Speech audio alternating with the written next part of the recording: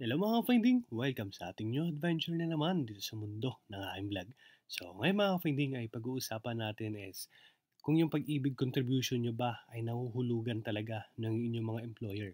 So paano kayo nakakasiguro? So via online mga ka-finding ay ma-access na ninyo or ma-review ninyo ang inyong pag-ibig contribution through online. So ang gagawin natin ay ipapakita ko sa inyo step by step. So ito yung ating adventure for today.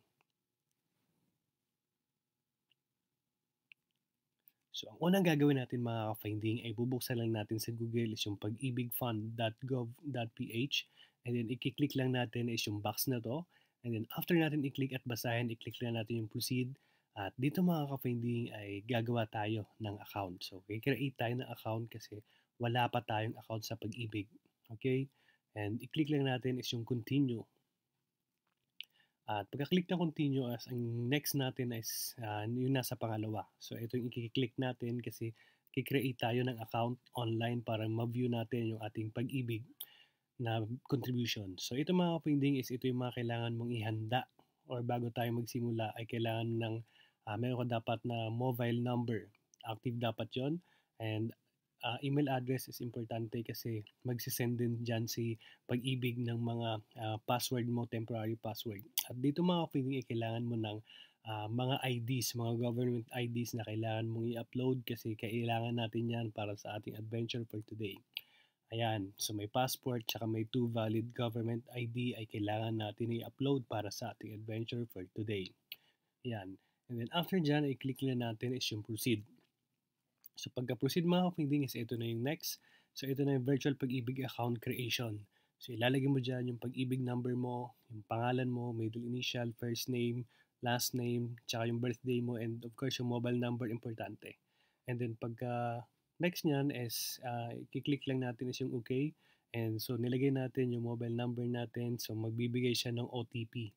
So yan, pagkapasok ng OTP, papasok na tayo ngayon is yung member information. So, nandyan yung pag-ibig number mo, i-input mo siya dyan.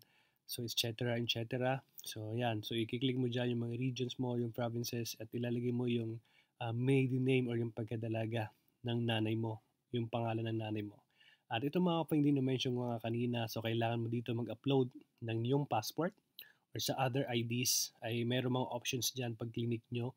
So, kailangan mo dyan sa other IDs ng dalawang IDs na valid naman talaga. So, like for example, SSS ID, postal ID, Siemens Book, or kahit anong government IDs ay kailangan mo siya mga ka-finding. And next mga ka-finding ay dyan sa select file ay lalagay mo dyan yung picture mo, yung selfie, picture mo nakasama or yung hawak mo, yung mga ID na in-upload mo. And then next, yung box na yan, i-click mo lang. And then after mo i-click mo lang yung submit.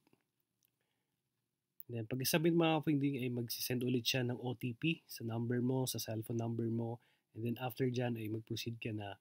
And then after dyan ay meron siyang email or may sasabihin siyang ganyan na yan, you have successfully created your virtual pag-ibig account. And then after that mga ka-finding is magte-text na si pag-ibig sa inyo na successfully created na yung inyong virtual pag-ibig account. So mag-aantay lang kayo and then ito mga kapinding yan, so magte-text ulit sila sa iyo. So mga ilang araw or kinabukasan ay magte-text sila sa inyo na congratulations, pwede mo na ma-access or yung account mo is activated na.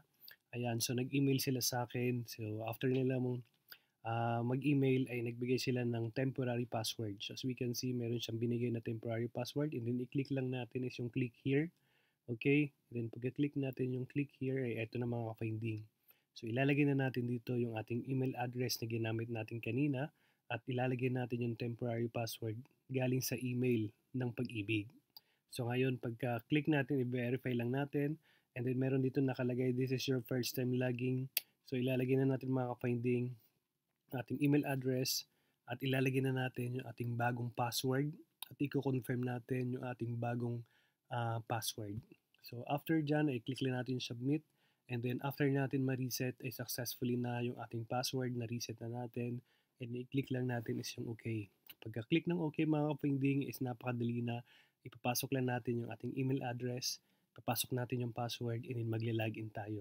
Yan. So after natin i-login, so as we can see, may mapapansin kayo dyan sa may left side, sa may upper, sa may left side. Yan. Yung tatlong line na yan is meron mga laman yan. So pag clinic mo, ay ito yung magiging itsura niyo mga ka-finding yan. So explore niyo yan, may nakalagay dyan, hi, yung pangalan mo, tapos punta ka dun sa home, tapos makikita mo yung iba't ibang klaseng mga services ng pag-ibig dito sa portal na to. Yan, mayroong calamity loan, may loyalty card, may payment pay online. So example natin mga ka-finding dito, bubuksan natin is yung payment online. So yung payment online mga ka-finding, ito yung itsura niya. So, meron siyang regular savings, meron siyang housing loan. Yan. Example ito mga kapatid, open natin is yung regular savings para makita nyo lang. So, yan. So, yung regular savings and nandiyan yung pag-ibig number mo. At as we can see mga finding dito sa year. Ayan. So, pag in-input nyo yung year, pag clinic nyo, like for example, gusto ko makita is yung contribution ko ng 2022. So, ilagay nyo yung year dyan, i-type nyo 2022 at lalabas yung inyong contribution.